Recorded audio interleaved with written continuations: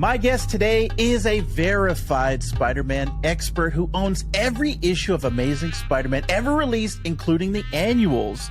Along with his co-host, the Mischievous Mark Ginocchio, they discuss the past, present, and future of everyone's favorite wall crawler on their podcast, The Amazing Spider Talk, which has one of the greatest podcast artworks I've ever seen. My friends, please give a warm welcome to the most dapper Dan in all the land, Mr. Dan Gvozden. Dan, how are you doing today? I'm great. And with an introduction like that, how could I not be? Excellent. Well, I have been following your work, and I got to say kudos to you. Every time I see you, actually, it was Dave Chin, who I very first saw you collaborating with, and I said, oh, who's this guy? And he's got a Spider-Man podcast. Okay. So kudos to you for putting in the work and doing a fantastic job on all of your internet outputs. Thank you. That's really kind of you. You got in through David Chen. Very fascinating. I guess that makes sense given the pull that man has. But yeah, very exciting. Yeah. Yes. So I wanted to get into your comic book origin story, kind of what hooked you, what kind of got you into comics. Sometimes it's a television show, sometimes it's a movie, sometimes it's the actual comics. So sure. For Dan Gvozden, what got you into comics? Yeah, I mean, I wish it was like a really like sexy story, like a spider biting you on the hand or something like that. You know, like I'm sure, like, you know, there are moments where I can pinpoint, like, okay, this was a big moment for me. You know, most of it, I'm sure, was just cultural osmosis. You know, comics wasn't even like the first introduction for me. I'm sure it had a lot to do with the Spider-Man 90s show and the Batman animated show. You know, I don't remember my parents necessarily turning me on to this. I remember sitting down and watching the first episode of the Batman animated show when it debuted prime time, and it being like a big event and really loving it and being chilled by it, like the on leather wings. Oh yeah. Episode.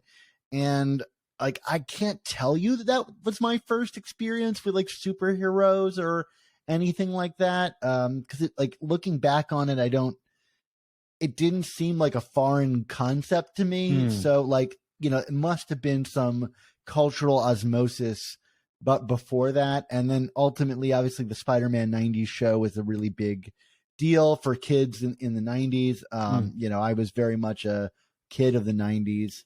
And, you know, I think I got into the idea of collectibles through the kind of early Marvel trading cards. Oh, yes. You know, Fleer Ultra and, you know, Marvel Masterworks. Yeah, all that stuff. Yeah, yes. Somewhere in my dusty attic, there is those full collections still exist, and I think I was holding on to them because they might be worth something someday. And now I see them on like eBay for like $50 for the whole collection. I'm like, well, you know, gotta put that dream aside. But you know, I think, you know, for a long time it was the collectible idea of cards because I had a very small allowance, and you know, you could buy a pack of cards for whatever, and they were tradable and things like that. But my good friend growing up, a kid named Roger, his older brothers had these, you know, they have long boxes of comics in their basement, and you know, whenever they were gone, we would kind of leaf through them. And you know, they were really into the X-Men of the 90s, Jim Lee, you know, stuff like that. And the artwork on the covers was so cool and exciting. And I was learning about the characters of the cards and seeing these covers, and I never really got a chance to read the comics. I would, you know, kind of like absorb it through, but somehow Spider-Man stood out to me from amongst that bunch, probably from the animated show. There was some, I mean, I was a dork, you know, you know, no surprise. And, you know, there's always been that kind of like outsider thing about the character. But what solidified me as a comic person was my father, who's a pediatric doctor, would do hospital rounds, you know, checking on newborns and things like that. And, you know, so he would take me with him, and he needed something to entertain me in the lobby while he went and checked in on the babies. So I grew up in Maryland, and there's a city in Maryland called Glen Burnie. And in Glen Burnie, there was a comic shop called Twilight Zone Comics. It's still there today. Nice. It's spelled incorrectly, but, they didn't want to infringe on the trademark. And so my father would take me across the street from the hospital to Twilight Zone Comics, and he told me one day I could pick out a comic that I wanted, and there was Amazing Spider-Man 375, which is like him and Venom fighting on the cover with like the gold foil. It turned out to be kind of like the last Venom as a pure villain issue for, I guess, a really long time. They haven't really quite brought him back in the same way ever since that issue. But there was no way to ignore it with that cover, Mark Bagley's artwork, and bright colors, gold foil, whatever, 90s gimmicks. I was a sucker. So, that was the one I picked out, and, it was my first comic, and I, read it to a pulp. I think I've bought that comic like 10 times now just because I love it. I still think the Mark Bagley artwork inside of it is like the best depiction of Venom in any comic. I know Todd McFarlane lovers are going to come at me about this, but that particular issue is a stunner in the way that it shows the tendrils snaking over Venom. And so, and even Spider-Man with his beat up costume and the mechanics of him hiding his thing. And it's a weird first issue. Like his parents are like alive and they're kidnapped by Venom, and like Wild Pack is in it, and Silver Sable. It's just a lot of weird Spider-Man elements, but there was just something about it that like hooked me. And it also had the backup with the origin story and Cardiac's first appearance. And so there was just a lot of flash there that like made me go, I got to keep coming back for this. And so yeah, that was kind of my like real kind of origin story. I would then, Stranger Things style or Latchkey Kid style, my parents would like kick me out of the house during the day, and we had this stream, back in the woods, which was we called like a river, in our imaginations, but it was really just like a sewage runoff, I'm sure. So maybe that was my actual origin story. We'll see. Maybe origin story of cancer. But we used to go down there and play, and then we found out that like if you kept going, it would connect to the highway. So my friends and I used to tell my parents we're going to play at the stream, and then we would take the stream to the highway and then go to the comic book store and just loiter there for a while. And I would like drool over the Maximum Carnage covers and things like that. So I think that really kind of like sold me on the long box digging mentality and the idea of like the things on the shelf that you look up at and dream of owning someday. And, I don't think I really took the collecting mentality super seriously, other than like it was something cool to do.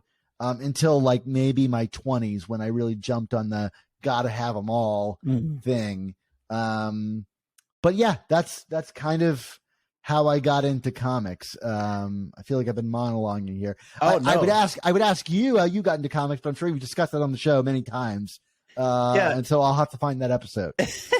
Well, it's actually interesting because with Spider-Man, it's very similar to like Star Wars, something that has been going on for generations. And we can, just by what you described, the 90s Spider-Man, I can pinpoint like, oh, okay, I can tell his age. I can tell when he got in versus, let's say, with the Spider-Man and His Amazing Friends cartoon, Sure. which I remember watching it, but not like on a regular basis like the 90s one.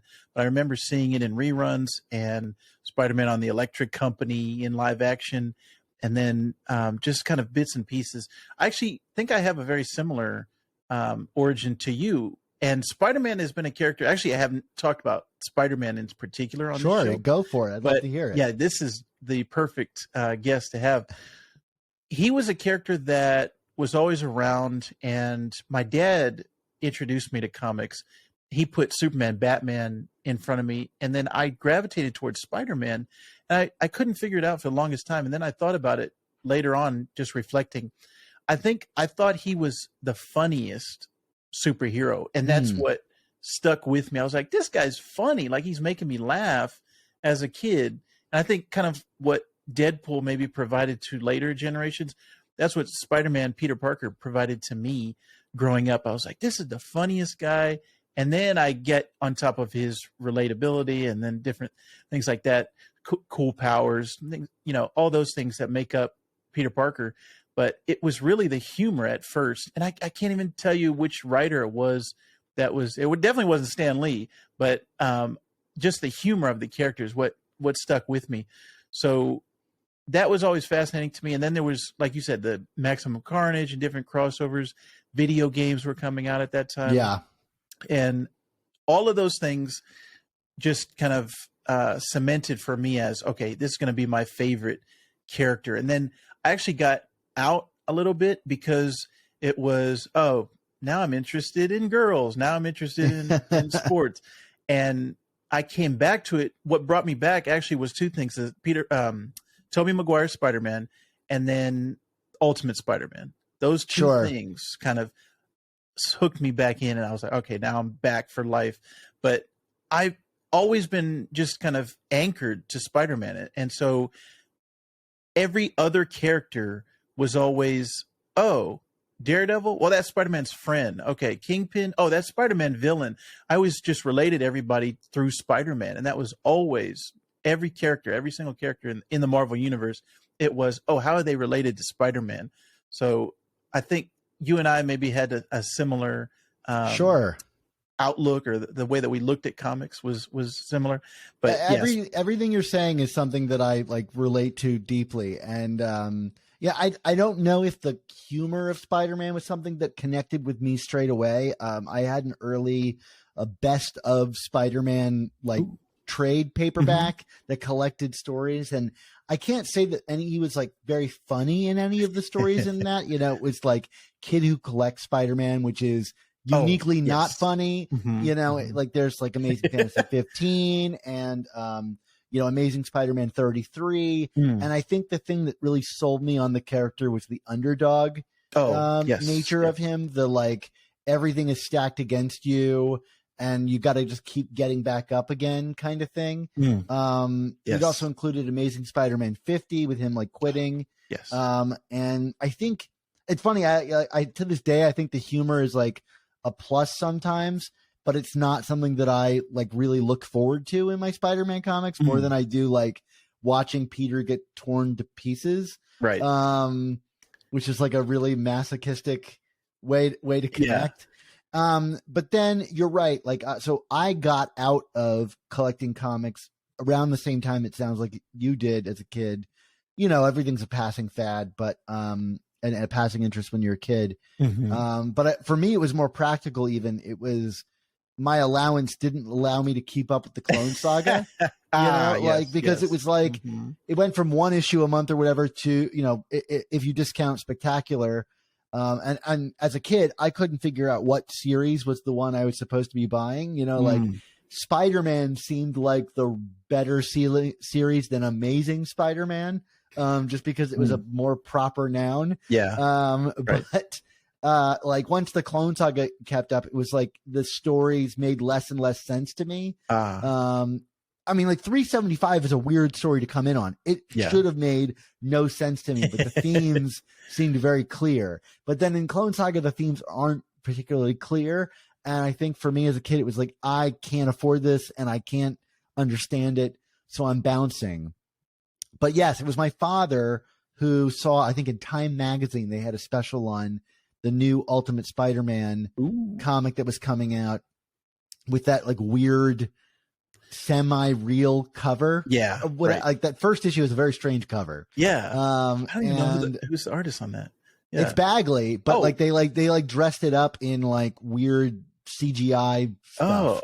It doesn't look like Bagley's art at all. You wouldn't be able to identify it at all, but it is him. Dang. I would love to see the original pencils for whatever that cover might have been.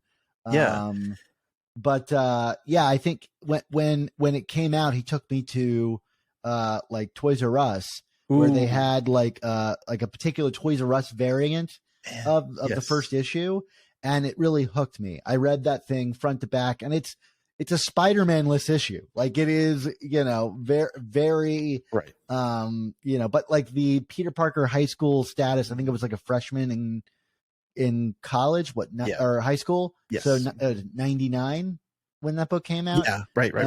Yes. So yeah, I would have been like a freshman in high school, and that got me back. Yeah, just like you're saying. And I think he bought me the first trade, and I took it with me everywhere. And the first like 8 trades, I think I kept all through high school in my backpack, so that anytime I was done my work, I could read them again, because they were. I don't think I've ever read a comic more. Maybe Amazing Fantasy 15, but I don't think I've read a comic more than I read those Ultimate Spider-Man trades. They're like the only trades I still have, and they're beat to hell.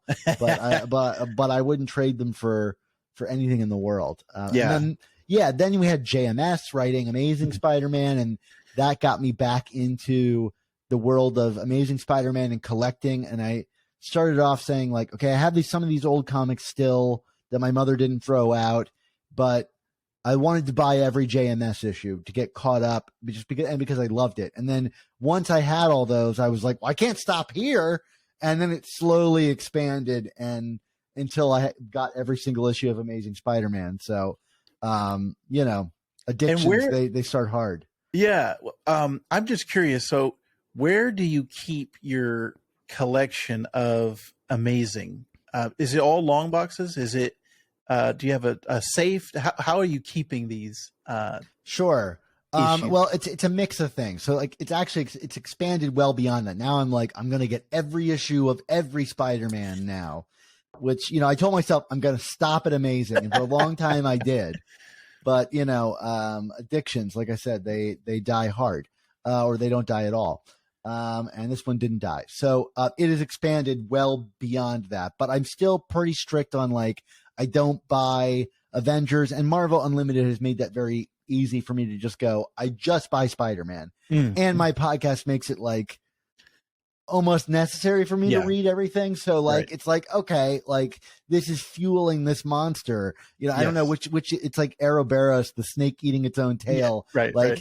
Is the podcast fueling the collection, or is the collection fueling the whatever excuse I have to tell myself, but I have like the first like 50 issues of the comic, or like anyone that I think is like really valuable, I have a safety deposit box that they're in. Like when you spend over $2,000 on a comic, you're like, and that's back in the day. Like my Amazing Spider-Man #1, I think, is now worth like 16 grand. Ooh. And I bought it for like $2,000. So, these things appreciate. Spider-Man is the market to be in. Yeah. I do not like, I have a lot of listeners on my show that are like, I want to do what you did and collect, Spider-Man comics. Yeah. And I'm like, you have to understand, I finished that collection a decade ago. Like, it's not the same deal now. Right. Like these comics are way more expensive. So maybe your wallet is more liquid than mine, but I could not do what I did now. Like there's no way I could justify spending the prices that I did back in the day.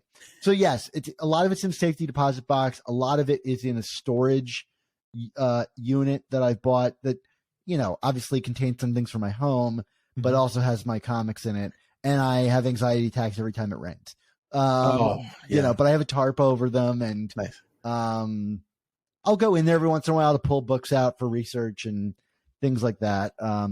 But my goal is like, I live in LA, so small apartments, there's not a lot of space for that stuff. I would love to buy a home and like have an easily accessible way to look at my books and use them for research. And that's kind of the ultimate dream, is like I can have a library of the books that I need to talk about and do research with. But it's just not right now. Yeah. I'm sure you'll get there. That would be that would be an interesting YouTube video once you have that set up.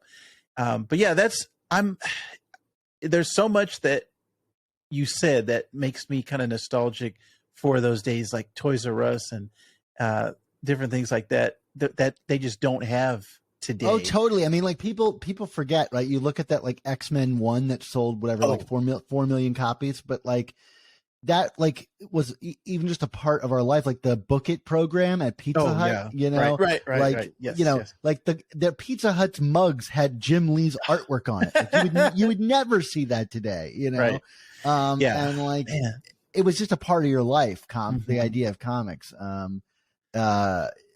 It's a different paradigm now. Yeah. Yeah. We were in a sweet spot. I think like you, actually, were we talking about that before we started rolling the cards, or did we talk about that on the podcast? No, we talked about it on the podcast. Yeah, the Marvel cards, collecting those. Like I have a specific memory of that with my friends, and specifically that artwork. And I was thinking, oh yeah, this is going to go on forever. And it was really just that small piece of my life, right? Where I was specifically with those Marvel cards.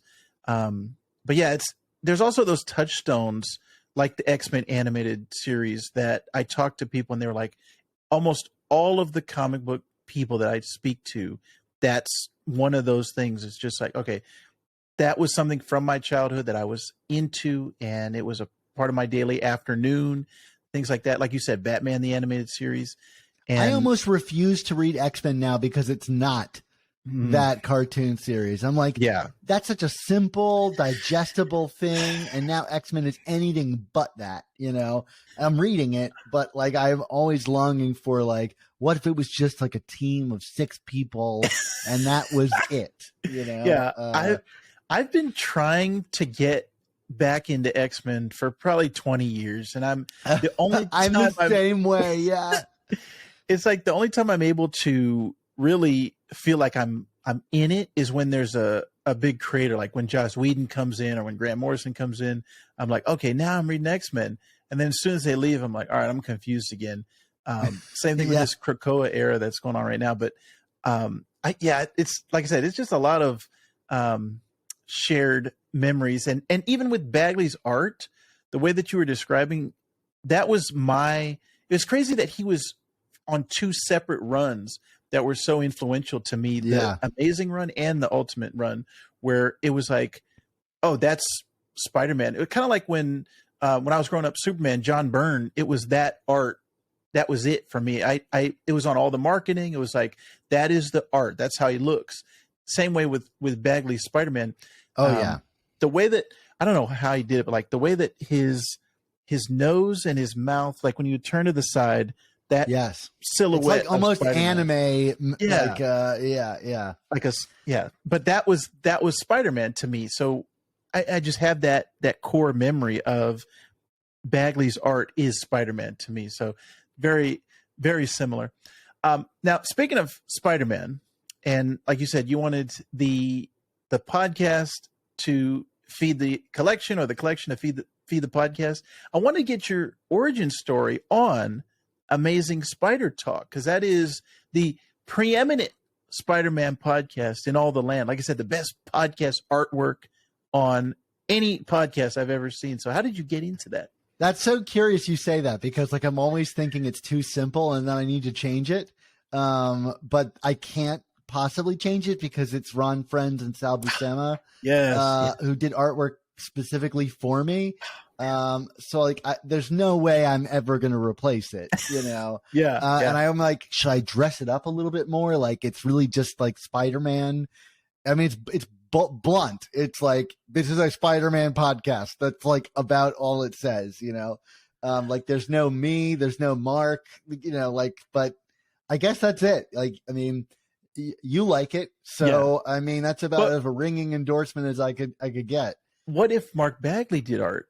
Would you change it if Mark Bagley did a specific Amazing Spider Talk portrait? Like, would you do both? Like switch them off and on? Or I don't know. That's a really great question. That's a great question. I mean, there is some kismet. So like, first of all, Ron Friends is my favorite creator, period. Nice.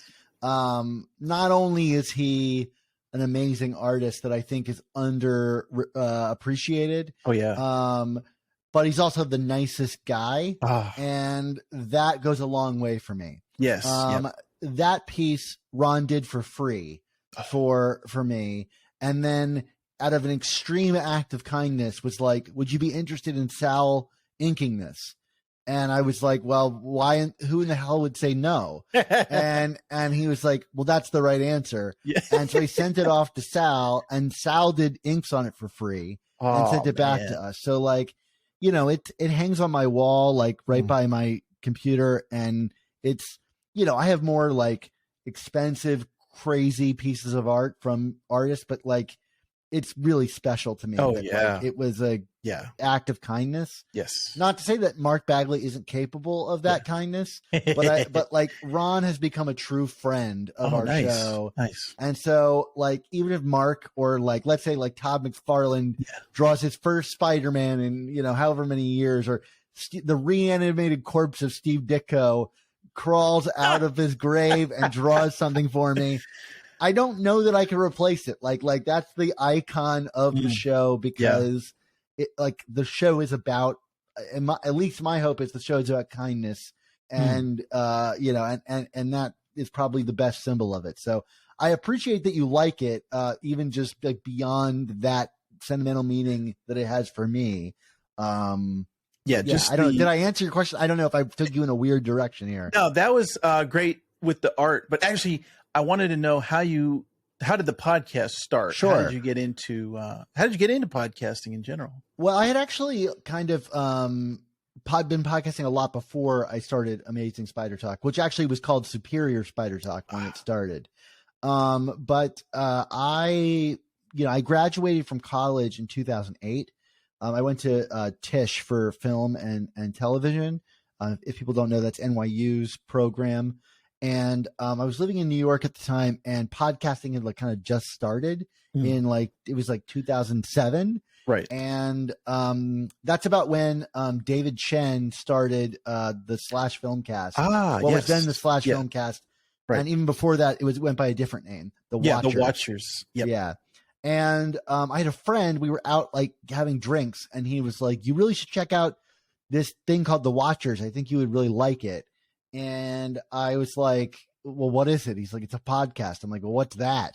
You know, and he introduced me. I said, okay, like I walk around New York a lot. I could use something to listen to. And this is back when like you had an iPod, you know, back when podcast meant something because it was on an iPod. But you had to sync it up. Mm-hmm. I've always been into radio. Like that's been something I've always really loved. And, so I was like, let me check this out. And, you know, at the time I fancied myself like a filmmaker.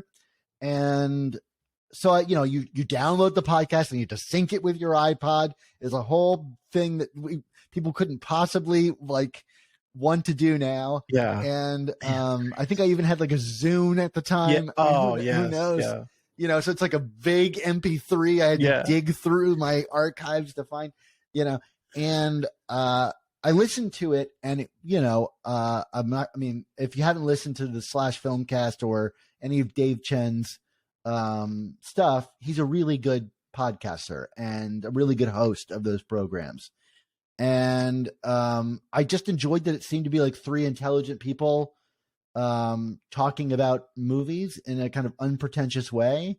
And I was always kind of like the cinema geek of my friends. Like even amongst NYU people, I was the cinema geek. Oh, nice. Nice. You know, I was the guy that was at Kim's Video in St. Mark's Place, you know, just like digging through, you know, old videos when Matt Singer worked there. I don't know if you're familiar with his stuff. Yes. Yeah. I didn't know Matt at the time, but I was definitely like checking out stuff from him. Oh, wow. So he's a film critic at Screen Crush right now. But anyway, so like I was like kind of entrenched in that community without knowing I was. And I don't know, there was just something appealing about that. And it unlocked in me this idea of like criticism. I was always a terrible writer. But I this kind of like engaged like an Siskel and Ebert part of my brain. Like I didn't realize how much I like needed that. And that like talking could like, which I always consider myself something I was good at, could be valued in or recorded or, you know, accessible in some way. So, you know, I graduated in 2008, right when the markets collapsed. There were no jobs to be had. And I moved back home to Maryland in with my parents, and I was like looking for work, and I couldn't make movies because I couldn't afford to.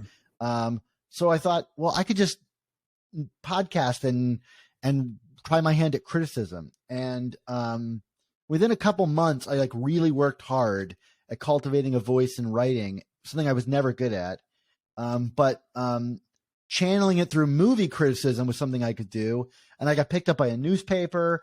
A year later, I got my own TV show. Oh, wow. Like it just kind of sparked and blew up out of nowhere, all inspired by listening to the Slash Filmcast and just kind of being awakened to that world. Wow.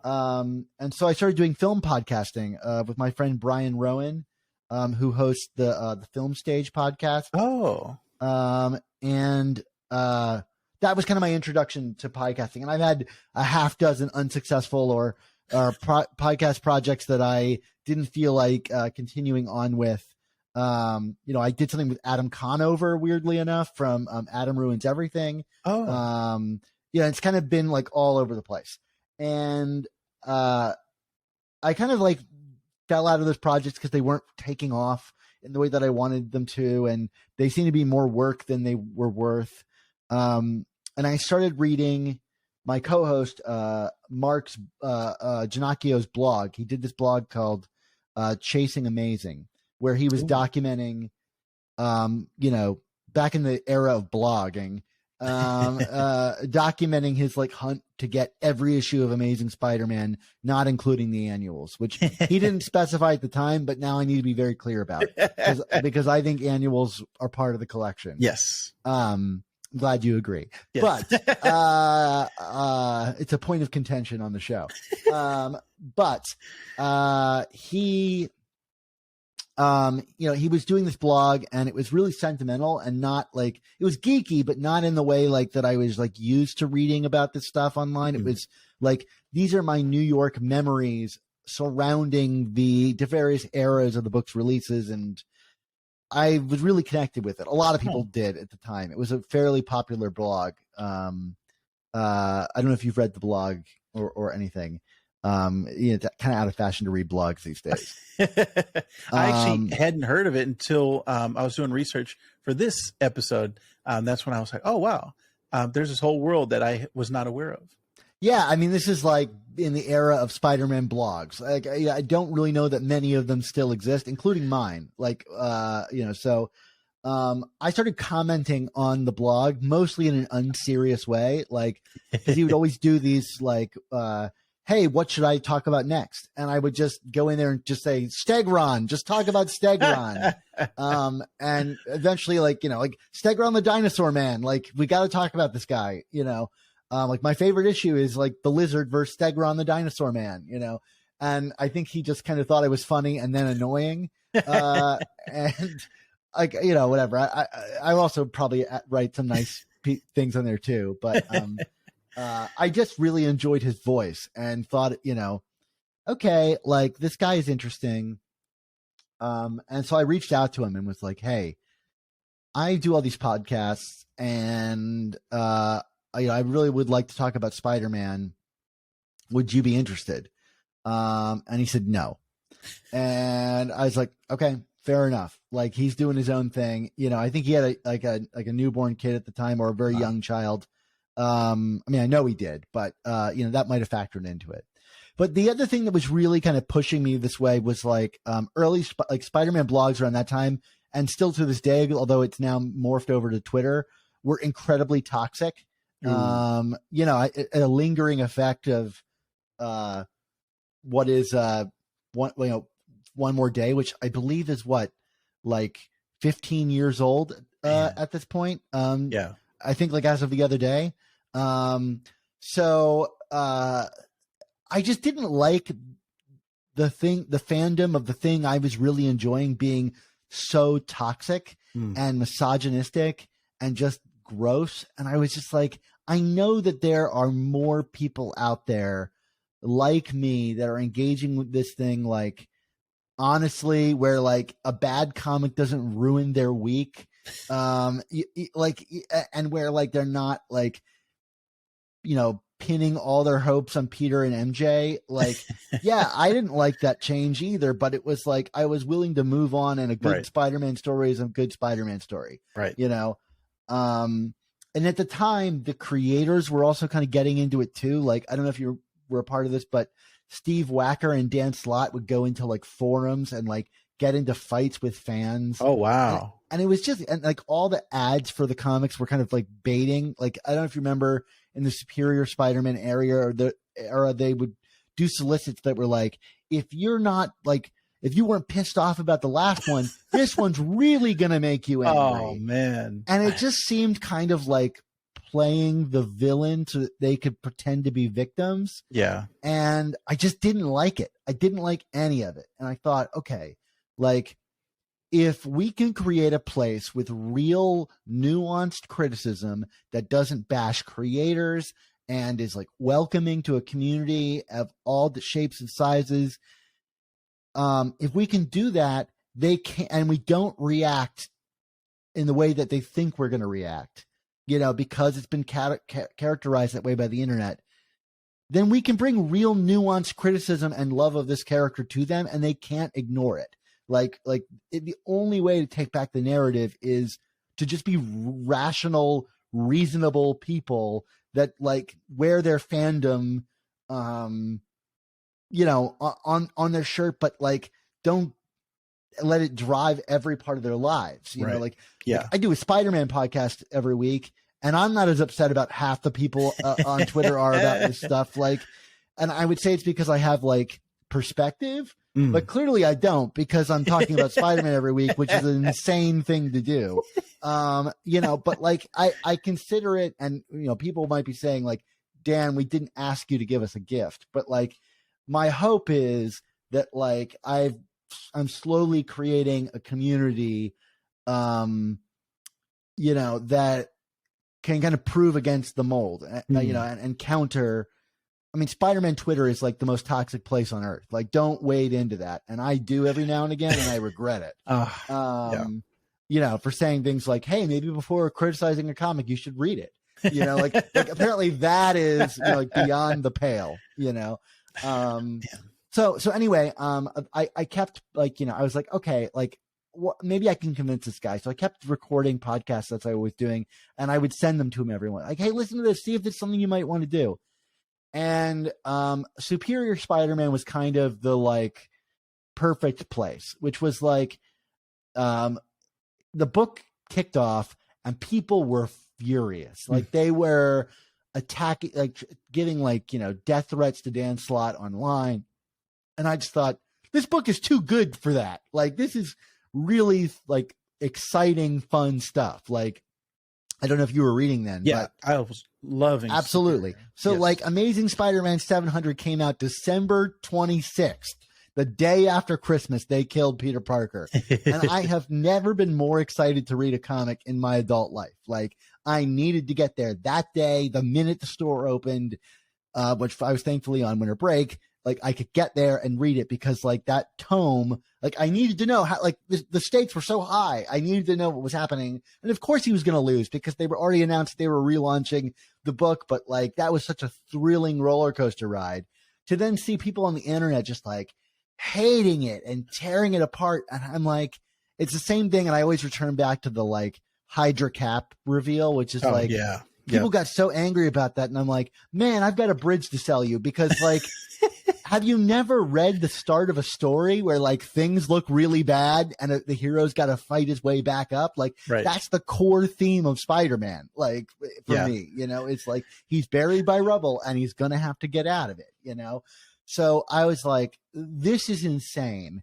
And I reached out to Mark and I was like, okay, let's just record one episode talking about this, giving praise to this book. And it's like, I look back on it and I was like, why did we start there? We started with like Superior Spider-Man issue 7, you know, because that was the newest one. And I was like, let's just do it, Mark. Like, if you hate it, we never have to do it again. We never have to release it. Like, if we have no chemistry, like, forget about it. And he's like, okay, fine. Like, I'll do it. Stop bothering me, you know? So we did an episode and I thought it went really well and we released it. And overnight it had like 600 downloads. Oh, wow. And I was like, oh, hey, like, that's not nothing, like that's something we can build on. And of course it was built off of like Mark's blogs and people who read that, but also like there was a hunger for people it was exactly what I had been saying was, oh, not everybody is absolutely insane. Like people can read these comics and maybe have like real criticisms of them. Like there are things I would be critical of, like issue 2 with all the Mary Jane rapey gross stuff is really an icky place to start a run of comics. Like I don't need to see Dr. Octopus reliving memories and touching himself.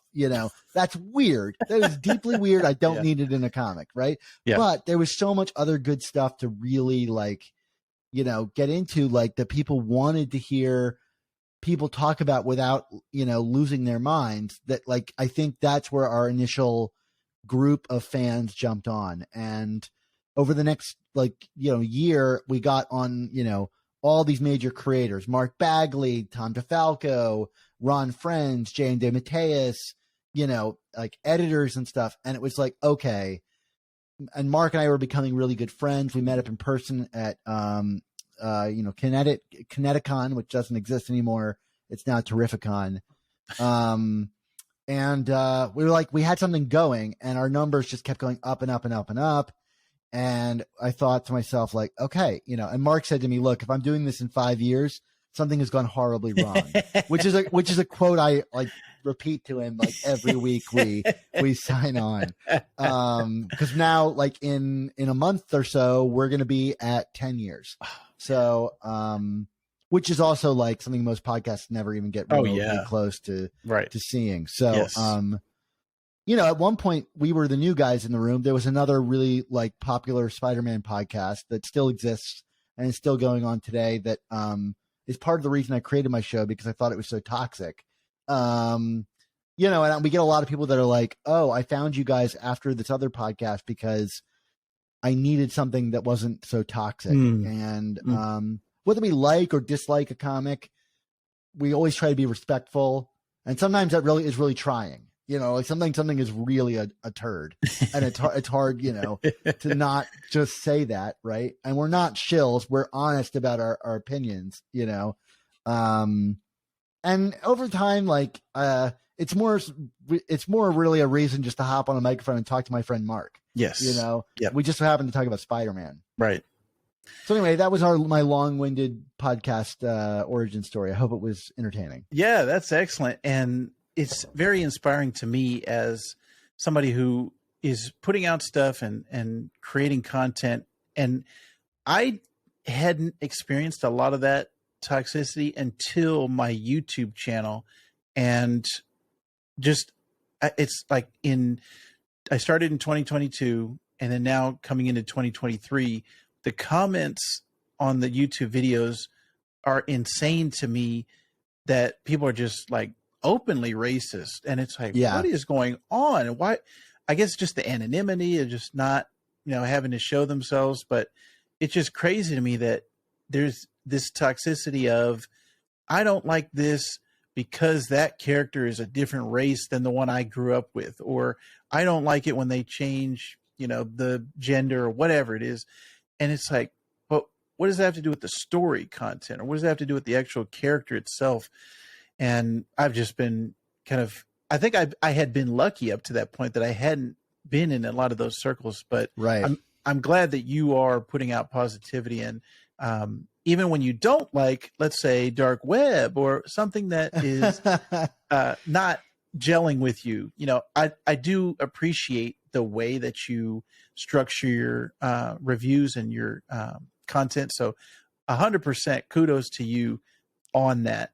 I do want to say, like, one of the other things that kind of corresponded with our launch was like the Marvel Now initiative. Oh, which, yes. Like replaced all of the major figures with like, diverse cast of people. And like, maybe Marvel bit off more than they could chew, in order to like, maybe they should have done that like more piecemeal rather than like completely shocking system. Right. I didn't mind. I thought there were some really great comics there. Like some of my favorite runs, launched out of that. But that also corresponded with like these talks, of like, what would it mean to do like a black Peter Parker in the movies when they were talking about recasting and things like that. And, there was a lot of that in the Spider-Man world that was really gross, I thought. And so it was also a way to distinguish ourselves by saying like, oh no, we're like totally champions of that. If they make a black Peter Parker, that doesn't change the character in any way, and Bendis's Miles is a reflection of that. Like Miles could very well be Peter Parker, right. He's only by the nature that he's not is because Bendis was in charge of Ultimate and, he wrote him like it was Peter Parker, but yeah.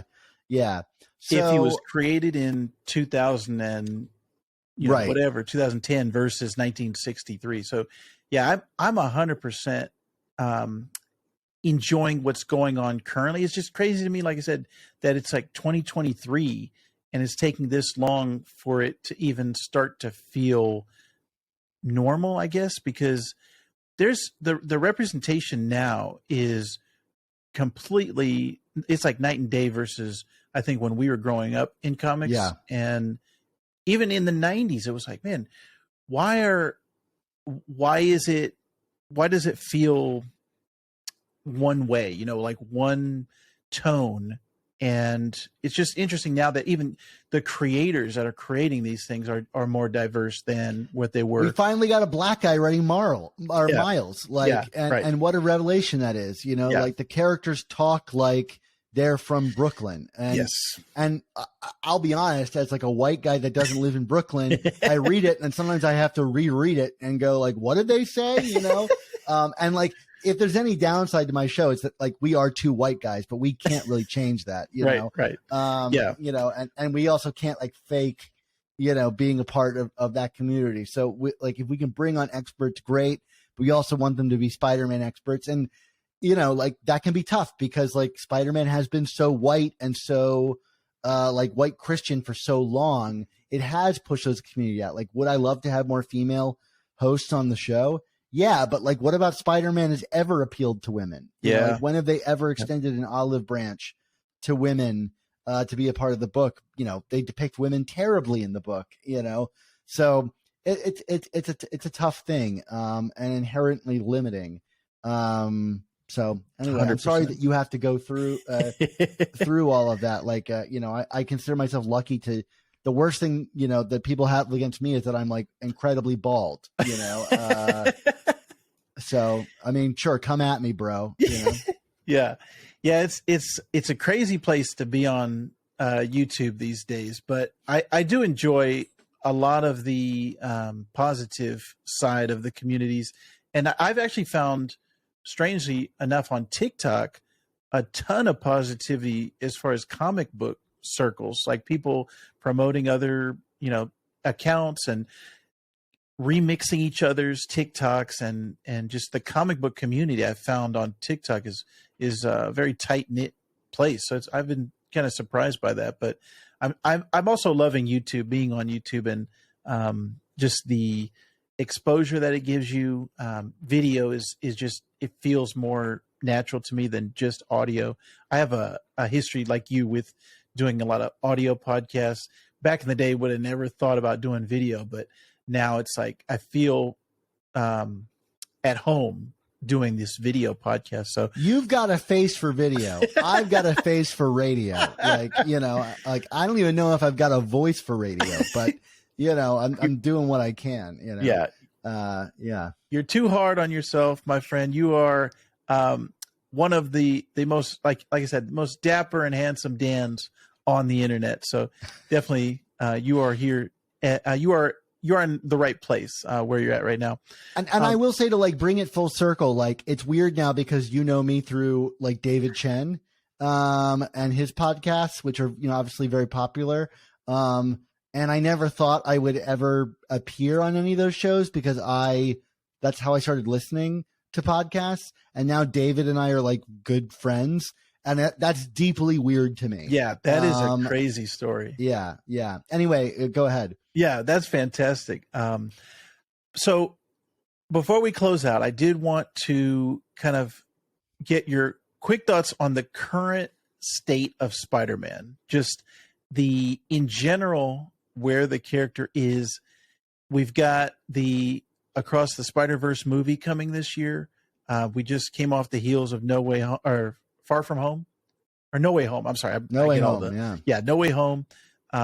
All the Spider books that are coming out right now. Where do you think the character in 2023? How do you feel about the character of Spider-Man? I don't think the character has ever been bigger than he is in 2023. I mean, I think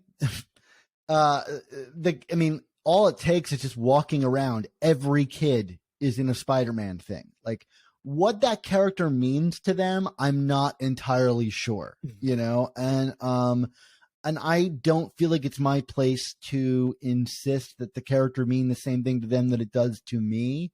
Whereas, I mean, like, and I will say, I think that my understanding of the character is much more connected with the origins of the character, but like, and I don't know how much kids these days know about the origin. Like, they've really managed to avoid it in a large way, which is weird because I think the goal there was to avoid it because it's so culturally saturated. But I actually don't think that that's the case. I think if you were to ask most people about Uncle Ben, they would not have any idea who that character is. Maybe I'm wrong, but I think you're right. That's definitely what I've noticed of these kids coming up nowadays. Is I don't think they know Uncle Ben at all, and specifically with the MCU now. That's what people's kind of that's the baseline for what people's knowledge is now. Yeah. So I don't know. I mean, but like I said, I think the character is bigger than ever. What that character is, I'm not entirely sure. I think a lot of it has to do with the youthful element that makes people really attracted to him. And there's an age-old argument about like what is the core theme of Spider-Man. Like, you get someone like Tom Brevoort, who had his hand in One More Day and the Brand New Day relaunch, and he'll say the core theme is youth. And I have never believed that. Like, for me, the core theme is responsibility, and I don't think responsibility is tied to youth. Like, maybe lessons about it we associate with youth, but as someone who's constantly growing, I have found that responsibility only gets more powerful in adulthood. And I've written articles as such for the Hollywood Reporter and things like that to this degree that I think it's a missed opportunity to allow Spider-Man of all people to age and be replaced by someone like Miles and, have like books like that coinciding. And for whatever reason, they've not wanted to do that. And maybe it's because Miles didn't exist when they did One More Day and kind of rebooted the character. But like, I think you look at something like Peter B. Parker in the Into the Spider-Verse movies, and like, to me, that's the perfect example of where the character could go. Yes. I don't think the themes are not resonant anymore over that. And I don't think you lose any iconography or ability to sell toys. And honestly, I think kids like Miles better than they ever like Peter Parker anyway. And if we really want to put the money where our mouth is about like Miles being the like version of Spider-Man you would create in 2023, then do it. Like, make Miles Spider-Man. Right. I don't think many people would bat an eye, or like the right people would bat an eye. And then old people like me could go, I got my Peter and he's, aging and whatever. So I think the character is a mess right now. He's never been more popular, and I think we've never understood the character less than we have right now. Like, what is Spider-Man? Right. It's changing, right? Like, it used to, it's like anyone can wear the mask, which is great. I believe that 100%. I love that as a mantra. Like, Into the Spider-Verse is one of my favorite movies of all time. It's the reason I have a child today. Which is wonderful. And I hate saying that because it sounds deeply dorky, but like, it's not even about Spider-Man. It's like about how the movie couched parenthood, which as a leap of faith. Oh, nice. My parents always used to say to me, like, you're never ready. Yeah. You're never ready. And that sounds like a car is going to hit me. Yeah, I'm never ready for a car to hit me, you know? But if it's a leap of faith, then it's like saying, oh, no, you trust in yourself to let go and to embrace something challenging. I'm not going to leap of faith into the middle of the highway to complete the metaphor. Yeah. But that being said, like, I think we're seeing so many different interpretations of the character, and like the like anyone can wear the mask is great, but it's not really the mantra that defined the character. Like I think it was more like the person wearing the mask isn't anybody, rather than like anybody could wear the mask. Like Peter Parker used to kind of mean something and be like a guy, and I don't think Peter Parker is like really tied to Spider-Man all that much anymore, weirdly. Right. Yeah. That's a good point. And so it's weird. Like, you know, like I very much like Spider-Man because I really like Peter Parker, the character. And I don't know, I love the MCU Spider-Man. I think it's a really enjoyable character. It does not remind me of Peter Parker. Right. Until the final film when he kind of finally becomes the character. Yes. Which is cool, but like, do we need 3 films to get there? I don't know. Yeah. I thought that was the journey of Spider-Man Homecoming until it was regressed. Right. But now I'm just spewing things. We just say, like, I think the comics are the most confused of like anything, whereas like other media have taken in many different directions, but they feel very like confident about the direction that they're taking in.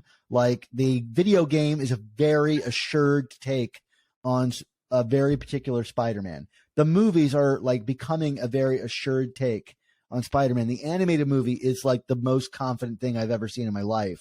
The cartoons are a little confused, but there's not really like one going that I would call serious right now. Right. And I'm curious to see Spider-Man freshman year and what that ends up being. The comics, I don't think we have an editor at the helm of the books that really understands how to corral that character and really bring the fans and the creators onto the same page. But I'm loving this run. I mean, there's ups and downs, but the John Romita Jr. drawn issues, I think, are the best the character has been in 10 years. So, you know, for me, people get really bent out of shape about Spider-Man stuff they don't like. And I'm like, we're going to be getting Spider-Man stuff until we die, and it will outlive us. There will be more Spider-Man movies than not Spider-Man movie. We're not putting a cap on that. Like the dam has burst. Right. Like, and you can't grab the water as it goes through the dam. Like you can't hold it anymore. Like it's free and you don't have control over it. So you're going to have to just look at everything and like what you like and don't like what you don't like. And, you know, from the most of the time we've been covering Amazing Spider-Man as a comic, we kind of haven't liked most of it. But like every once in a while, a story comes along that you're like, okay, great. Like that's enough for me to hold on to. And right now, I'm just excited that Amazing Spider-Man is like the best Spider book coming out, which I don't think has been true for a while. Yeah. Even if I'm not liking Dark Web. Man, that is an amazing place to stop. I would love to talk about the Nick Spencer run with you. There's a ton of stuff that I want to talk. Perhaps if we can get Dapper Dan to come back on the Comic Book Kaiju, we can talk some more Spider-Man. But you have been very generous with your time, Dan. I'm very appreciative. Thank you very much. Why don't you let everyone know where they can find the Amazing Spider Talk? Yeah, sure. You can go to amazingspidertalk.com. The website is designed to take you to all of our different places you can find us, whether that be like, you know, YouTube or in a podcast player, and to kind of explore our archives of both written work and all of our various podcasts that we've done. Like I said, we've been doing it for 10 years. So there's a lot of, you know, different places you can jump on.